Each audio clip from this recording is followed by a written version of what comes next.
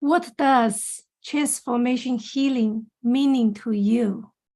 What's challenging that empowered you to transform who you are today? Good morning, everyone. It is Tuesday. Welcome to our Transformation Healing Podcast. I'm your host, Riya Wang, a certified transformation healing coach, a spiritual teacher. In the past years, I have traveled worldwide to learn and teaching how transformation healing can transform our lives. In this podcast show, I have invited my guests from all over the world are here to share the inspiration story, wisdom, and knowledge that with all of that, the tools that you can implement the idea and the tool into your daily life. Let's rediscover the strength of our soul. Let's make the healing take our life to next deeper level. Welcome my guest today. I have a very special guest, Loretta. Did I say your name correct, Loretta? Welcome. That was pretty good, Loretta. Yes, thank Loretta. you. Yes, I'm happy to be Loretta, here. Thank you. Thank you for joining me today. So Loretta, where are you from at this time? Because like I said, my guests from all over the world, sometimes they are in, once she was in Norway. So where are you from? Wow. So I'm right outside of Chicago, Illinois. Oh, okay. So you are pretty close to us. You're just 3 hours different. Yeah, so Loretta have a touching story. That's how she transformed her life to share with all of us. Before she share her story, let me introduce a little bit about Loretta. Loretta is the author of Confession for the Narrow Road, and she's living proof that it's possible to recovering from bipolar disorder and living with the meaningful life. I have Loretta wrote some stories, little bit of story she told me that almost get me teared up. I want to read this little bit with all of you.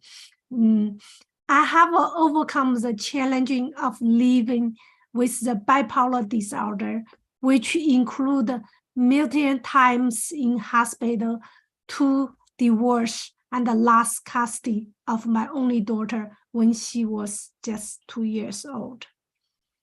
I have learned how to recovering from bipolar disorder and have go through living on social security disability for 8 years to write my first book. Wow, what's the story? Thank you, Loretta. You are just such inspiration. Can you share a little bit about that story with all of us? What does really transformation meaning to you? Sure. Transformation healing to me means everything, because the journey that I've been on to find recovery from bipolar disorder has not been an easy one, but I have learned over the years what my triggers are, how to stay well, what I need to do to identify when there are issues and how to mitigate those issues and really come back to a place of balance. But yes, it definitely it took a hit when I had that manic episode and my daughter was with me and I lost custody of her and my world fell apart and I fell into depression pretty heavily, and it took time. It took time to get to know myself, to get to figure out what made me tick, what made me happy, what made me sad, what I was passionate about, what did I love to do, what was I good at, all of that made a difference. And for me, writing was a very big part of that process. I love to write and I love to do photography. And so I spent a lot of time doing those things.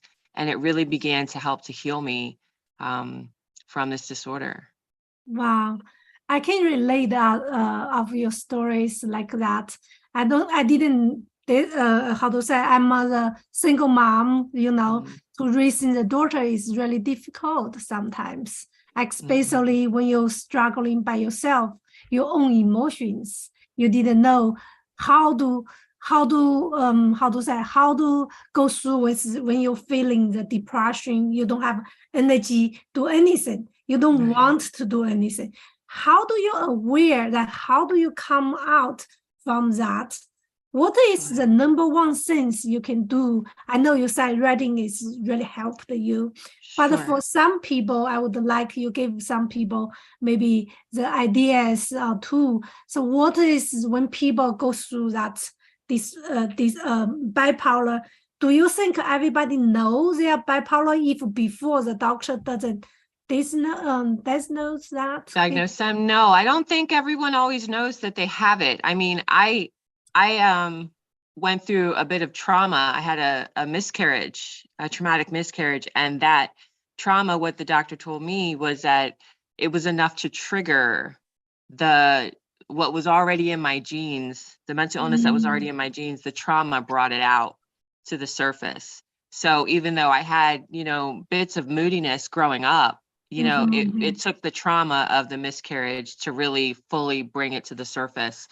So for me, it was different. But for many people, they may not know. They may know something's wrong, but not know what to do about it or how to help themselves get through it. So with depression, when you're dealing with depression, one of the things that I say is very important is be aware, have that self-awareness. And if you are able to see, okay, what have I been eating today? Have I had a lot of sugar and caffeine, or am I eating healthy things that are going to help me with depression? There are specific foods that are actually good for if you struggle with depression, food that is important to include in your diet, blueberries, walnuts, salmon, flaxseed, fish oil, turkey, avocado. So those are very important things that if you're struggling with depression, make those things a part of your diet, a little bit at a time. It doesn't have to be every day, but something that's going to help you with it. Definitely. What you eat food is medicine, Yes. Well, taking care of your body, then what do you put in your body that give you more energy, or what do you put in your body that make you more tired? It's really important. How do you choose what to put in your body, right? I always say, when we have the emotion reason, we didn't know many times. Doesn't know how to aware that is going through that. Not just the food. Then what else they can do? Sure. Other things, I have certain things for like with bipolar specifically, because with bipolar, there's the up and the down. So you have the very high elevated mood, and then you have the very lows of depression. And so you're kind of bouncing in between the two all of the time, over time. And sometimes you may go through seasons of depression with the winter season and things like that, which is something that impacts me a lot, and then there may be periods where there's a rapid cycling where it's going up and down pretty frequently throughout, like, let's say a week or a couple weeks. So one of the most important things that I tell people is to make sure you have a good psychiatrist and a good therapist, that you're seeing someone who's a professional who can help you to manage your illness and to teach you some of the things that you need to learn in order to take care of yourself, and make sure that you're taking your medication as prescribed. Don't take it one day because you're not feeling so good, and then the next day you feel better, so you don't take it. No, that's not the way it works. You need to keep on it and be faithful to take your medicine and do those sorts of things. And especially when there's depression, but this can also be good for when the mood is elevated, to do meditation, because meditation will bring you to a place of balance. No matter whether you're high or whether you're low, it will bring you to an even keel. So I use meditation a lot. I have a meditation app that I use. that has, the soundscape music to it. It's got meditation, like little snippet videos, podcasts, and different things like that. And it's been such a big help for me over the last month and a half that I've been using it. So Yes, yes, definitely. As the meditation teacher, I am. So I've been teaching so many years about the meditation. And also through the meditation, you can be more observe what's going on in your mind. So you can have the self-talk, positive self-talk, go through that meditation sometimes. So meditation is help us go through more aware, raising our awareness to observe what's going on, not going to engage with the emotions, with our thoughts. Definitely will be help us go through a lot different, help the depression and the many benefits. That is wonderful. I also, Lorena, tell us a little bit your book. I'm really interested about how do you read that book called Consciousness. Confessions for the Narrow Road. This is what it looks like. Oh, that's yes. So Confessions for the Narrow Road is a 40-day devotional that focuses on the power of choices and making confessions that can actually change the course of your life. So it's a photo book as well as a devotional. And I'll tell you what, that I used it every day for 2 years, over 2 years. And when I did that, I would read the confessions, I'd read the scriptures that were related to it. And then there was a study guide, and I would do the study guide. I'd review things that I'd written in the past in the study guide, and it really began to solidify what I had learned and help to transform my mind. And in doing that, it helped my mood, and it helped me to be more stable and balanced. And so I'm very grateful for it. It's one of those books that's meant to be used all the time. Like you can come to it whenever you want, at whatever stage you're going through. There's so many good benefits to it. So that's beautiful. So would you like share maybe 1 and 2 ideas in that book, then tell us how, give our audience a little bit of the tool that can help them? Sure. Okay. So my favorite day of the devotional, and I'll let you see, this is what mine looks like because I've used it so much. Wow. So you can see all the writing. Yes. Over the period of 2 years that I was using it. So you wrote the book to help the people go through bipolar, but in the same time, you use your own book to help you day by day when you are going through. Wow, that is beautiful. So share some amazing with our audience here. So day 15 is I Choose Peace, and there's part 1 and part 2. And I'm going to read just 2 of the confessions here. And the first one is, I choose to walk out the truth of Jesus Christ and speak of it when I am asked why or how I do the things I do, and to give testimony of the power of the life-giving God flowing in and through me. I choose to quickly make my request known to God with thanksgiving, knowing that He is the God who hears me, and believing that He will respond with joy at my complete dependence on Him. So for me, when I have faith and I trust God with what I'm going through, it helps me to then look at my life and say, you know what, I'm going to be okay. Even when I'm having difficulty, even when I'm struggling with whether it's depression or if my mood is too high and I'm trying to come back down, I know that I can depend on my faith and I can depend on God to guide me. And He's done that. And I've seen Him be faithful to do that. So it's helped me. I want to read this one thing that I wrote on the top of this page. And it says, trials are not easy, but if you can get a hold of the fact that it's in the trial that patience is developed, and with patience, we can make it through when the enemy tries to discourage you or make you angry. Then you will have peace in the storm, and that will attract attention. It's there that you are given an opportunity to share the faith you have in Jesus. Keeping peace opens the door to many good things. So it's about having that peace and holding on to your faith no matter what you're facing, and knowing that you're going to make it through and it's going to be okay in the end. So I heard your book is talk about is have the faith with you, with the God. So that help you, no matter what it is, there have something supports you. Yes.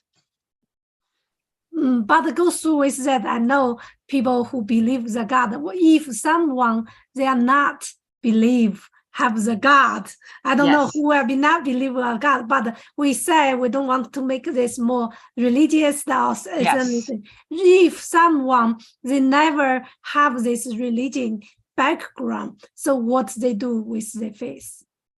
So it's still possible to find spirituality without even if you struggle to believe in God. Spirituality is about finding meaning and purpose in your life, and so when you get connected to who you are inside, when you spend time, you can spend time in nature and connect to spirituality that way. It may not always be having to go to a church or having to go, to a synagogue or a mosque or what have you. When you go into nature, you begin to connect to the deepest parts of who you are, and you connect to something that's been around forever. All of existence. Those spiritual things are eternal. And it's important to have that. Nature was a big part of my healing. I spent a lot of time going on nature hikes, doing photography, and it really, it calmed me down. Nature has a rhythm all its own. And when you come down to that rhythm, it blesses you and it gives you peace and it gives you clarity, the ability to be able to think straight and say, hey, what is going on in my life right now? What is it that I want out of life? What is it that I can do to make a difference, to change the trajectory of my life to something that's better, something that has more meaning and more purpose? That is wonderful. I think connects with the nature. So no matter what the phase you are going through, or no matter who you believe, I love what you said. Is just connect with the nature. Nature is everything. How we live, how we breathe, right? Yes. And also connect with yourself. The peace is within. When you bring that love to your heart, when you feel your heartbeat, when you connect with that, you will feel beloved. When you feel beloved, there is no space for depression. Right. So that is wonderful. Do you have another tools? We say we usually share 1 and 2 tools with the people here. So we want to hear next one. Okay, so there are a couple other ones that I think are really important. And I know everything on there probably is all important. Yes, right? It is. So it really everything is important. So, I can just see from your face, how do you light up when you look back, you think about, okay, I want to find something really important that can give somebody to help some people. I can see your passion and your joy from just look through with that. Yeah. Okay, just pick one. We said we have one time. We just pick one to share with our audience. Okay, then I would have to say it's music. Okay, finding music that speaks to you, music that you can listen to that is not always just the peaceful, calming music, because that's important too. And like, I will listen to, my favorite movie soundtrack is Meet Joe Black. So I put that on when I'm reading and it just calms me down and it's very peaceful. It reminds me of the movie, which I love, and all of that. But you can find music that speaks to you, music that inspires you. And when you're not feeling well, you put that on and it reminds you, you know what? It really is going to be okay. And sometimes that's what you have to tell yourself until you get there, is it really is going to be okay. And not just in your mind, speak the words out loud and say, Loretta, it really is going to be okay. Beautiful. As you know, I'm the sound healing therapist. When you talk about the music, yes, the sounds, the music is universal healing too. That's vibration. So sometimes the negative thoughts or sometimes some traumas stored inside your body, the vibration, the music, the sounds can help you release that. And when you say you speak the words have vibration. Everything in the universe is vibrate with the energy.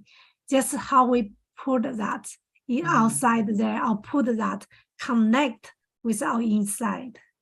Yes. That is so beautiful, Ramona. So I know time passed by is so fast. You come here and share that stories, share that we didn't get the chance for you to share long your story, but I read a little bit of your stories, and we want to share more positive energy inside here. So also, I remember you told me you was help people with in the jail for present. Can you tell a little bit about that part you are doing? Sure. So one of the things that I was doing was I would send my book to women who were incarcerated. Actually, I've sent to men as well, but primarily to women because I had a pen pal, you know, a woman that I was writing who was in prison, and she wanted a copy of my book. I gave it to her, and she started sharing it with the other women in prison. And she was like, oh my goodness, like everybody loves your book. Can you send more copies? Can you send more copies? And so I did that for a while. And then it became a little expensive and I didn't have the money to continue. So I haven't done it. But I know that it's a book that will transform people's lives who are incarcerated. So that's why I created the course, you know, for people to take, because it's simple.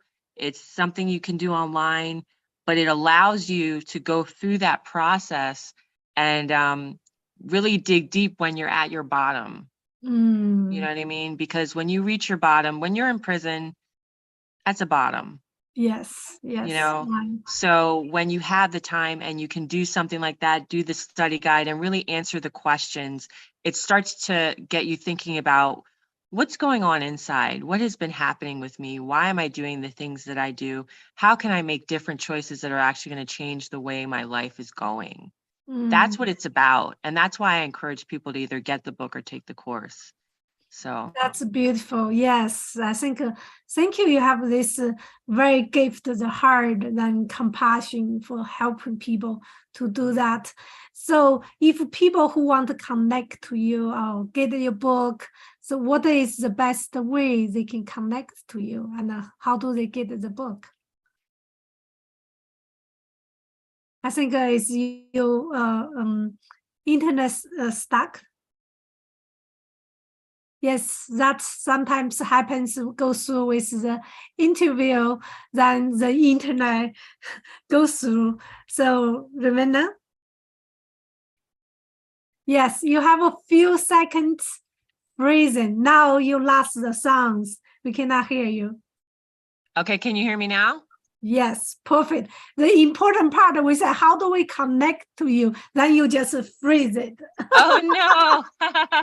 So it's you can email me at confessionsandbeyond@gmail.com. Thank you. Thank you, Ramona. Thank you for coming here to share your stories and give some amazing tool to help the people who's listening, who's going through the same issues when they have that. Thank you. So before we leave this show, do you have any words, anything you wanted to talk with our audience? Yes, I wanted to be completely transparent and say that about a month ago, I went through a very heavy depressive episode, and it came out of nowhere. And the winter was a part of it, but I had a series of events that happened that just almost took me out, you know. And I learned to use the tools that I have developed. And I use those tools. And the biggest one that I use, and I really want to stress and encourage people with this, is reach out for support. Ask for help. Say, hey, you know what? I'm not doing okay. And I really need to talk to someone. You know, you never know what someone's going through. You know, they may smile, but behind those eyes, there may be sadness. There may be depression, there may be loneliness, whatever it is. And so I'm encouraging people to reach out, to speak out and say, hey, I just need a moment. Would you talk to me? And I did that. And I said, hey, you know what? I'm struggling to keep my will to live right now, and I'm not okay. And I received support and I received prayer. And within 3 days, the depression lifted. 3 days. Wow. So I encourage you to reach out for support. It's very important. That is so beautiful. Thank you for sharing. Yes, reach out to the sports. At least if you are here this podcast, you already have 2 sports here, Renewal and Riya. Thank you, everybody. Thank you for coming here to hear our podcast. If you have any questions, then feel free to reach out. If you have a story like Ramona you want to share with us, so please reach out. We are looking forward to see you next Tuesday. Thank you, Renata. Thank you. Thanks. Bye.